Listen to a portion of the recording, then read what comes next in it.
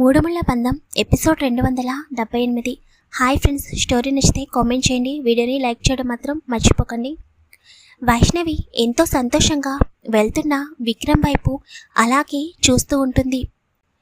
ఇంతలో 2 చేతులు వెనుక నుండి వైష్ణవిని హక్ చేసుకోగానే వైష్ణవి ఒక్కసారిగా ఉలిక్కిపడి తనని హక్ చేసుకున్న వారిని వెనక్కి తోసేయాలి అని అనుకునేంతలో వైష్ణవి 2 చేతులను తన 2 చేతుల్లోకి తీసుకుని వైష్ణవి చెవి దగ్గర hi my dear lovely beautiful Angel అని అనగానే వైష్ణవి ఒక్కసారిగా ఫ్రీజ్ అయిపోతుంది.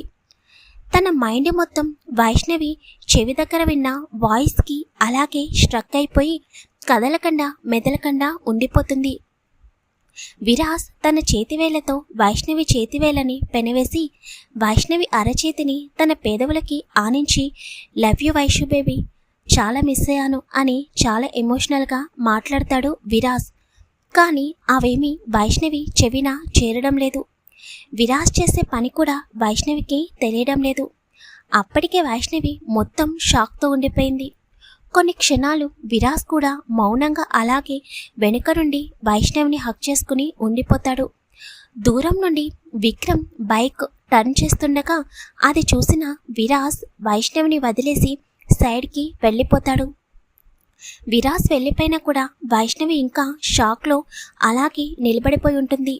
విక్రమ్ వైష్ణవి దగ్గరికి వచ్చి ఏ వైషు అని పిలిచినా కూడా వైష్ణవి పలకదు.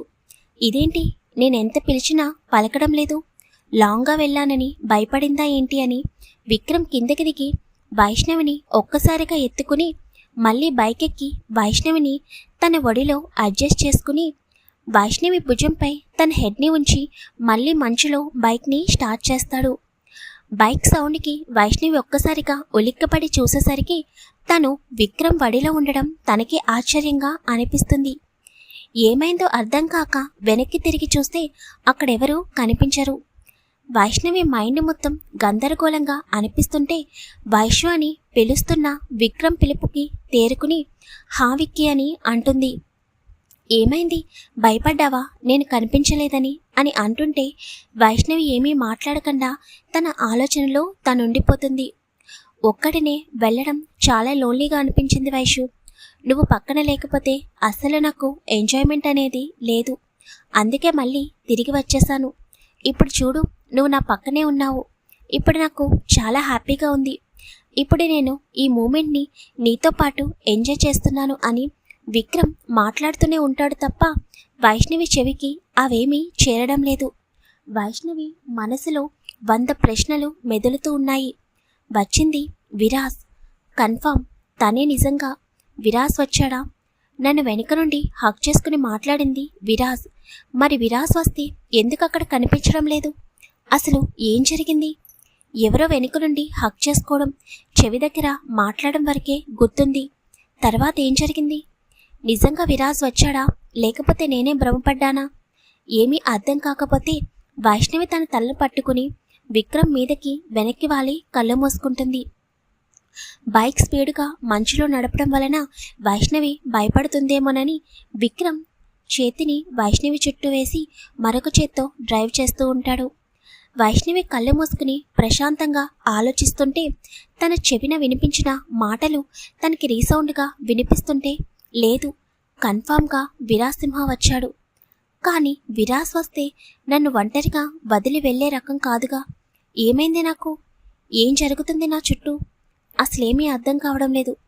నిజంగానే విరాజ్ సింహ వచ్చాడా లేకపోతే కొన్ని రోజుల నుండి తన గురించి ఎక్కువగా ఆలోచించడం వలన నేనేం భ్రమపడ్డానా? తను వస్తే కంపల్సరిగా నాకు కనిపించేవాడుగా, మరి ఎందుకు కనిపించలేదు? ఏం జరుగుతుంది వైషు అని వైష్ణవి అలాగే కళ్ళు మూసుకుని ఉండిపోతుంది. తన మెదడుకి మనసుకి మధ్య సంఘర్షణ జరుగుతుంటే విరాజ్ వచ్చాడో లేదో తెలియని కన్ఫ్యూజన్లో అలాగే ఉండిపోతుంది. వెళ్తున్న విక్రమ్ వైష్ణవిని చూసి విరాజ్ కూడా వాళ్ళ వెనకాలే స్టార్ట్ అవుతాడు. వైష్ణవి పక్కనే ఉండడం వలన విక్రమాదిత్య అక్కడి నుండి చాలా దూరం వైష్ణవిని తీసుకుని వచ్చేస్తాడు. వెనుక నుండి ఇదంతా గమనిస్తున్న విరాజ్ అసలు విక్రమాదిత్యకి ఏమైంది, ఎందుకంత లాంగ్ వెళ్తున్నాడు అని కోపంగా వాళ్ళ వెనకాలే ఫాలో చేస్తూ ఉంటాడు. వెళ్లే కొద్దీ అక్కడ నుండి మంచు కొండలు మొదలవుతుంటే వైషు ట్రెక్కింగ్ చేద్దామా అని అడుగుతాడు విక్రమ్. వైష్ణవి అదే కన్ఫ్యూజన్లో ఓకే అని అంటుంది. ఇంకా విక్రమ్ వైష్ణవిని కిందకి దించి స్టిక్స్ తీసుకుని వైష్ణవికి ఇచ్చి నెమ్మదిగా మంచు కొండల వైపు నడుస్తూ ఉంటారు.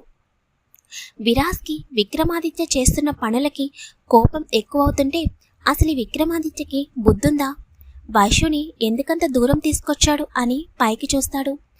ఆకాశంలో వాతావరణం నెమ్మదిగా చేంజ్ అవుతూ ఉంటుంది. ఎందుకంటే మనాలిలో ఎప్పుడు క్లైమేట్ ఎలా ఉంటుందో ఎవరికీ తెలియదు. విరాజ్కి ఏదో నెగిటివ్ ఫీలింగ్ కలుగుతుంటే వాళ్ళని ఫాలో చేస్తూనే నెమ్మదిగా వాళ్ళకి దూరంగా వెళ్తూ ఉంటాడు. విక్రమ్కి ట్రెక్కింగ్ చేయడం అంటే చాలా ఇష్టం. అందులోనూ తన ప్రియమైన భార్యతో కలిసి చేస్తుంటే ఇంకా ఎక్కువ హ్యాపీనెస్తో విక్రమ్ వైష్ణవితో మాట్లాడుతూ ముందుకు నడుస్తూ ఉంటాడు. వైష్ణవి మాత్రం విక్రమ్ చెప్పిన ప్రతిదానికి హూ అని అంటుందే తప్ప తన ఆలోచనలన్నీ విరాజ్ దగ్గరే ఉన్నాయి. నిజంగానే విరాజ్ వచ్చాడా లేక తను భ్రమపడిందా ఇదే ఆలోచిస్తూ ఉంది వైష్ణవి. విక్రమ్ మాటల్లో వైష్ణవిని చాలా దూరం తీసుకొచ్చేస్తాడు. వైష్ణవితో విక్రమ్ మాట్లాడుతుండగా నెమ్మదిగా వర్షం స్టార్ట్ అవుతుంది. మాట్లాడుతున్న విక్రమ్ సడన్గా తనపై వర్షపు చినుకులు పడిగేసరికి ఒక్కసారిగా పైకి చూస్తాడు. అప్పటి వరకు వైష్ణవితో మాట్లాడుతుండడం వలన తన చుట్టూ ప్రపంచాన్ని గమనించడు. విక్రమ్ పైకి చూసేసరికి ఆకాశం నిండుగా మబ్బులు ఉండడం చూసేసరికి విక్రమ్లో కొద్దిపాటి టెన్షన్ మొదలవుతుంది. తను ఒకడే ఉంటే నార్మల్గా ఉండేవాడు, కానీ తన పక్కనే వైష్ణవి ఉండడం వలన వైషు రెయిన్ స్టార్ట్ అయింది, పద వెళ్దాం, చాలా దూరం వచ్చేసాం అని వైష్ణవి చేతిని పట్టుకోగానే అప్పుడు చూస్తుంది వైష్ణవి కూడా పైకి. అప్పటి వరకు విరాజ్ ఆలోచనలో ఉన్న వైష్ణవి తను కూడా విక్రమ్ పక్కనే నడవడం వలన చుట్టూ గమనించదు. విరాజ్ మాత్రం విక్రమ్ని తిట్టుకుంటూ ఏ క్షణం ఏం జరుగుతుందో అర్థం కాక వీళ్ళిద్దరినీ ఫాలో చేస్తూనే ఉంటాడు. వర్షం ఎక్కువయ్యే కొద్దీ మంచు నెమ్మదిగా కరుగుతూ ఉంటుంటే విక్రమాదిత్య వైష్ణవి చేతిని గట్టిగా పట్టుకుని ముందుకు నడుస్తూ ఉంటాడు. మంచు నెమ్మదిగా కరుగుతూ ఉండడం ఒక్కసారిగా వైష్ణవి నడుస్తున్న దగ్గర మంచు మొత్తం కరిగిపోయి ఒక్కసారిగా వైష్ణవి విక్రమ్ చేతిని వదిలేగానే అలాగే మంచు కొండపై నుండి కిందకి పడిపోతుంది. వైష్ణవి పడిపోగానే విక్రమాదిత్య షాక్లో ఉండిపోతే వైషు అని పిలిచిన పిలుపు విక్రమాదిత్యకి చేరేలోపే విక్రమాదిత్య ఆపోజిట్ వైపుకి పడిపోతాడు. విక్రమాదిత్య వేరే రూట్కి పడిపోతున్నా కూడా తన చెవిలో వినిపించిన వైషు అన్న వాయిస్ ఎవరితో అర్థం కాదు. ఆ క్షణంలో వైషు అన్న పిలిచిన పిలుపులో విక్రమాదిత్యకి వాళ్ళు ఎంత కంగారుగా భయంగా పిలిచారో అర్థమవుతుంటే తన మైండ్ మొత్తం విరాజ్ వచ్చాడా అన్న దాని దగ్గరే ఆగిపోతుంది. మరి నెక్స్ట్ ఏం జరగబోతుంది? విరాజ్ వైష్ణవిని విక్రమాదిత్యని సేవ్ చేస్తాడా లేకపోతే ఒక్క వైష్ణవిని సేవ్ చేస్తాడా? మీ ఒపీనియన్ షేర్ చేయండి. తప్పకుండా కామెంట్ చేయండి. వీడియోని లైక్ చేయండి, షేర్ చేయండి, ఛానల్ని సబ్స్క్రైబ్ చేసుకోండి.